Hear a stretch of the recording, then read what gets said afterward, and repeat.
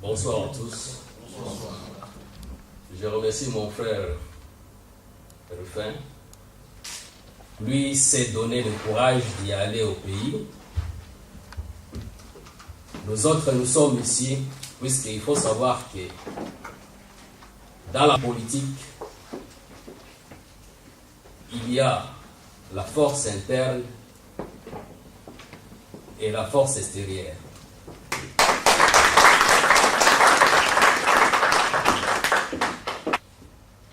Nous allons donc demander, Monsieur le Président Okito. Merci encore une fois de plus. Excellences, distingués invités, et bien chers frères congolais et congolaises. À mon avis personnel, je crois que cet événement n'est pas un hasard. Et aussi au nom de toute la communauté congolaise, je crois que c'est une fierté pour nous. Rien n'est impossible si un peuple tient compte de ce qu'ils ont comme préoccupation. Merci. Nous nous retrouvons aujourd'hui parce qu'il y a quelque chose qui a permis qu'on puisse en réfléchir. Et cette occasion est partie par un parti politique que nous appelons chez nous le responsable des choses publiques. Aujourd'hui, le Parti travailliste congolais nous a invités.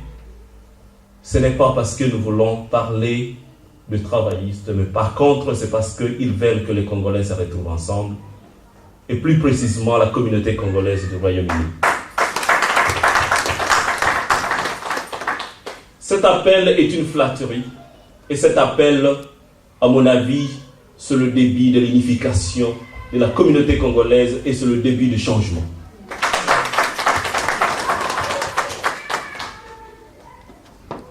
J'apprécie beaucoup l'initiative et je félicite encore, à mon avis, très sincèrement le Parti travailliste à la personne de son président, M. Rufin Poiti.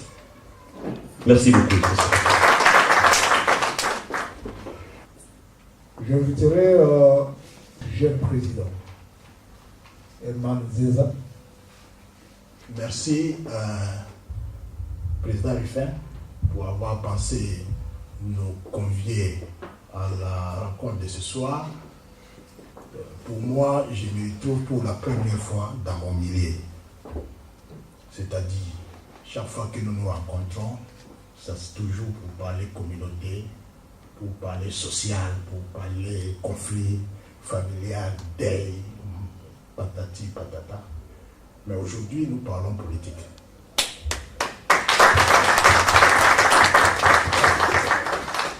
Et c'est la chose politique qui gère la cité qui fait que le pays ne marche pas.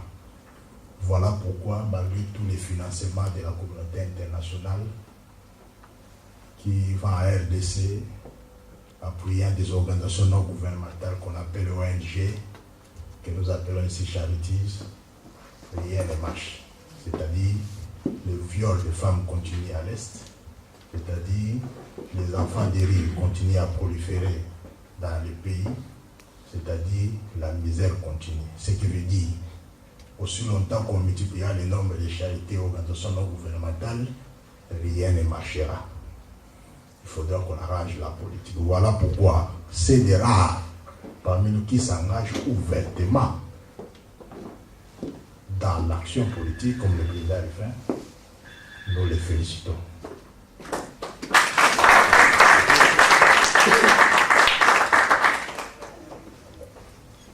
Dans tout ce qui est comme exposé, il y a un point qui a retenu mon attention. C'est le fait que le président nous a dit qu'il sera sur le terrain pour combattre la candidature du chef de l'État. Ça, c'est ce qu'on appelle en politique le courage politique. C'est Rubicon que ça fait longtemps que nous avions demandé à tout un chacun de nous qui veut réellement faire la politique de franchir, c'est-à-dire de laisser les chips and chicken ici, de laisser tout ce qu'on a comme le confort et d'aller au pays.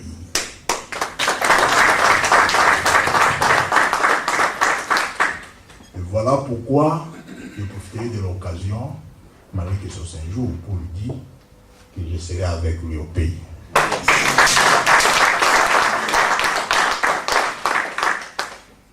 Et pour votre information, pour que les gens ne disent pas que Oliamon Kabila, à la fin de ce mois, je serai à Kinshasa.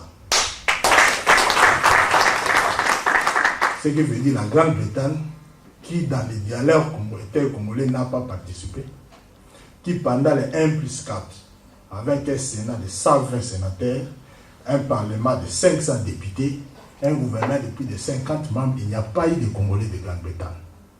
3 ans, ils ont régné, ils ont fait toutes les lois qui ont accouché au pouvoir actuel. Après les élections de 2006, il y a encore un Parlement de 500 députés, un Sénat de 120 sénateurs, un gouvernement, je sais, de plus de 35 membres. Il n'y a aucun Congolais de Grande-Bretagne que nous connaissons dans ces institutions-là. Le pays n'appartient pas à Joseph Kabila. Le pays, c'est tout ce qu'il y a comme ensemble. Voilà pourquoi nous encourageons à tout élu qui veut réellement faire la politique de profiter de cette occasion qui s'ouvre à 2011 pour mettre son pied gauche devant le pied droit, c'est-à-dire avancer politiquement. On ne peut pas continuer à tourner rond-point ici à Londres. Les résultats ne seront pas escomptés, comme c'est le cas pour le gouvernement de Kinshasa, tout comme ça sera pour la diaspora. Quand nous parlions d'élection en 2008, personne croyait que ça deviendrait une réalité. Beaucoup pensaient qu'on finit avec ce régime avant qu'on arrive même en 2009. Mais nous y sommes. Et partout, les débats, c'est élection.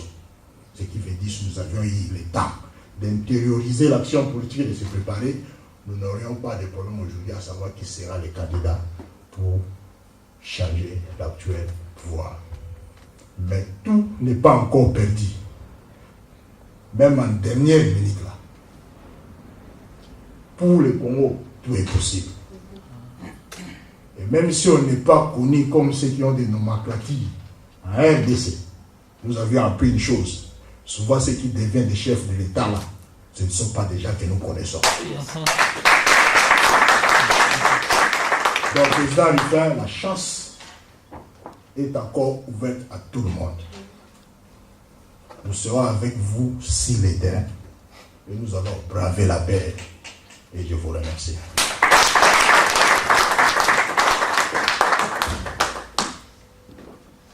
Je suis vraiment ravi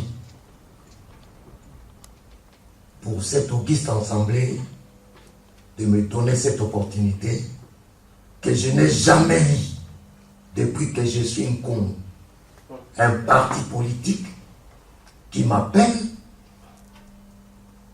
pour que je puisse essayer un peu de parler.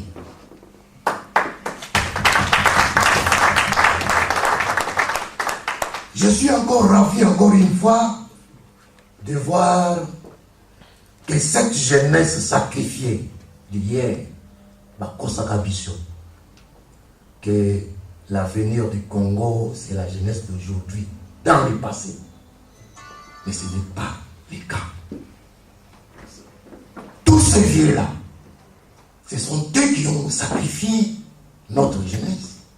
Et c'est cette jeunesse-là aujourd'hui qui se lève pour dire non.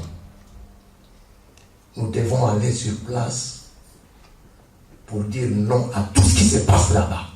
Et aujourd'hui, nous avons des jeunes comme Rufin, des jeunes comme le président Manzeza, qui, c'est moi ici, ils seront à Kinshasa. Pourquoi? Parce qu'ils ont vu quelque chose. L'adversaire a déjà clignoté la terre. Pourquoi ils ont changé la constitution? Parce qu'ils ont peur.